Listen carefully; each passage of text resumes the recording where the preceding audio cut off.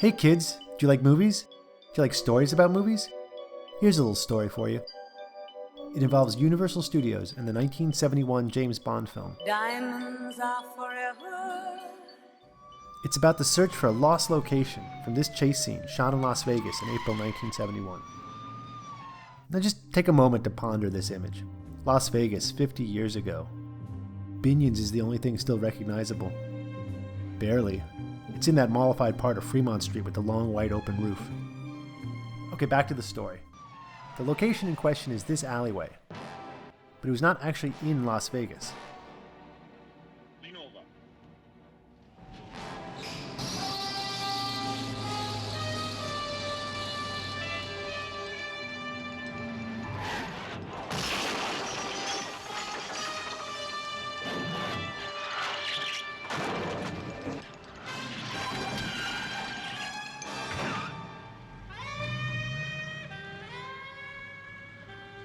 Pause again to appreciate this image of old Las Vegas. Nothing in this picture exists anymore. Not even the roads. Well, except maybe part of that Pioneer sign.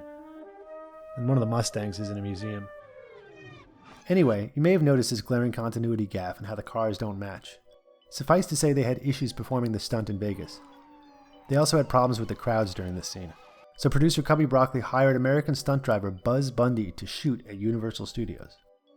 This sequence is the only scene of any Bond movie to be shot at a major Hollywood studio. But where exactly? I was working at Universal recently and I kept thinking about this, so I emailed the archive. They sent me a map. They think it was by the old garages known as buildings 151 and 152. I saw a narrow alley between these buildings. That was probably it. But those structures had since been replaced by new sound stages.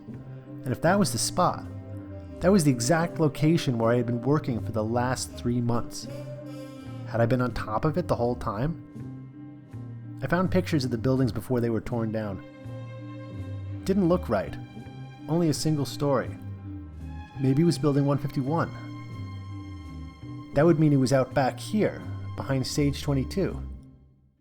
Could it be? Was this where they shot it?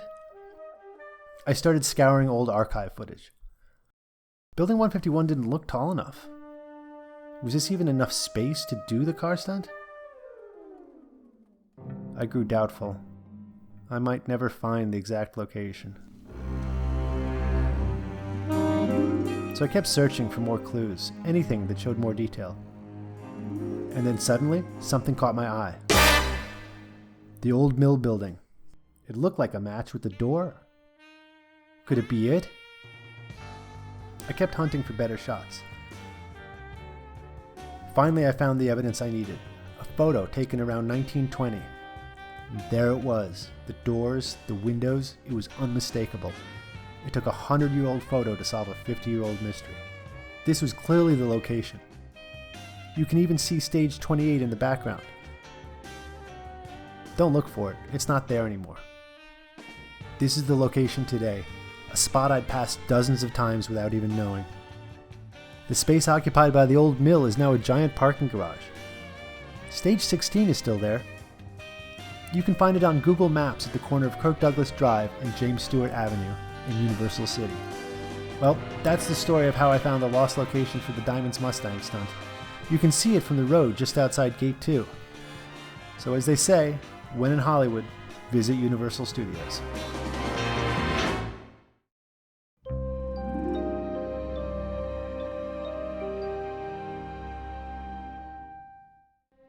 You may be wondering how such a large continuity error could have occurred on a Bond movie. It happened when their French stunt drivers couldn't pull off the first half of the stunt in Vegas. They later got another chance at Universal Studios. This attempt also failed. And that's when Buzz Bundy was brought in, and he successfully pulled off the stunt. But due to miscommunication, the stunt was done on the wrong wheels. Apparently French stuntmen prefer driver side down, and American stuntmen prefer driver side up. And that's where things went awry. So they sent a second unit back to Vegas to get a new exit shot. Buzz wasn't available, so they brought back the French drivers. They eventually got the shot, but he was ruined by the huge gawking crowd that had gathered. Director Guy Hamilton decided to go with what they had, and he created this genius shot to change the perspective and hide the mistake. I wonder what Sean is thinking here. Probably still can't believe he got $1 million to make this picture. And then he gave it all to charity.